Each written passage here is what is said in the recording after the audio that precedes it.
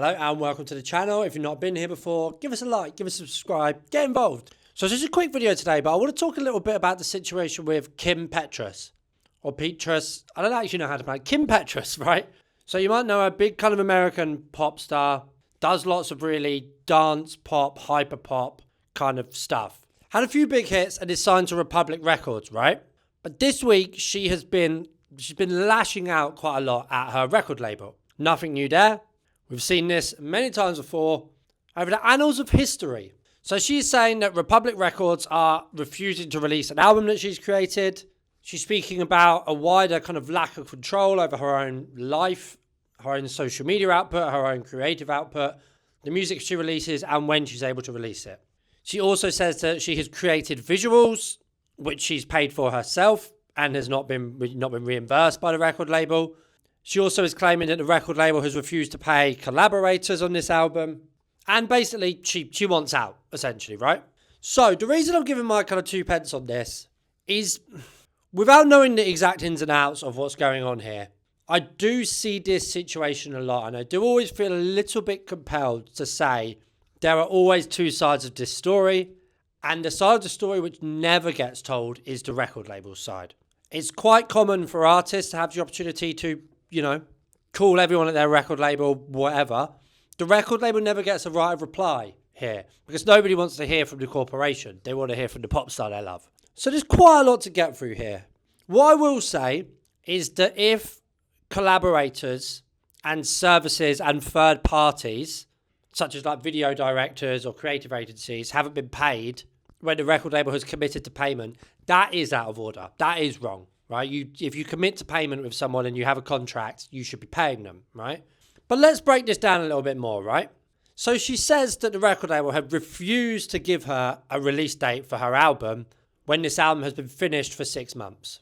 So this is unfortunate and it is difficult, and I fully understand it. If you're a musician, this would be frustrating. But this is the thing, right?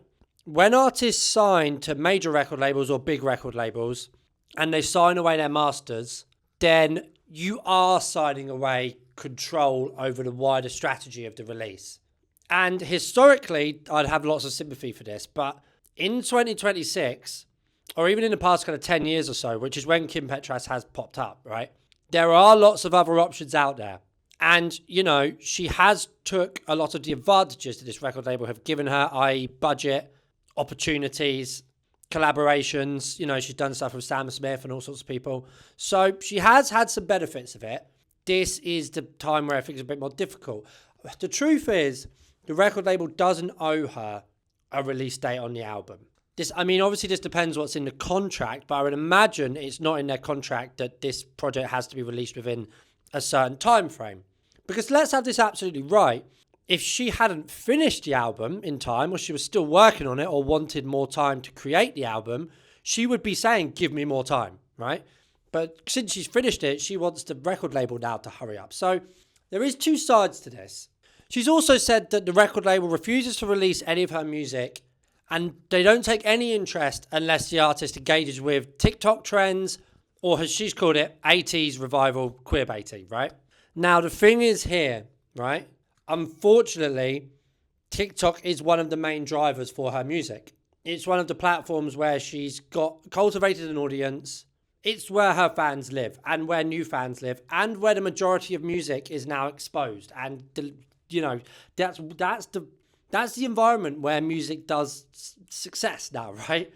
So, again, it is within the record label's prerogative to say, we would like more activity on this platform before we can release this.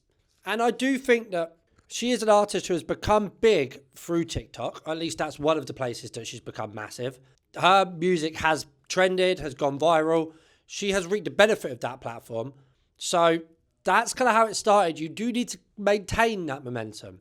It's not unreasonable for a record label to have signed an artist off of TikTok with the assumption that, right, she's good at TikTok, let's work with her, we can carry on doing this. For her to then blame the record label for not wanting to take action, promote the album and release the album, unless there's activity on TikTok, I think is a little bit disingenuous. I think if you were the label manager or the A&R right now, you'd be looking at it saying, well, why don't you want to do TikTok anymore? That's what we signed you from.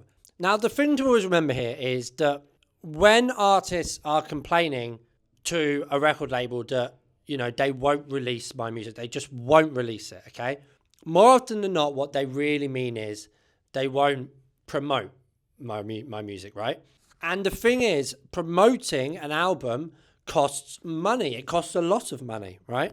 So Republic, who is a record label, who is an investor in this situation, they don't have to put more money in until they feel comfortable putting more money in. That's the truth of the matter.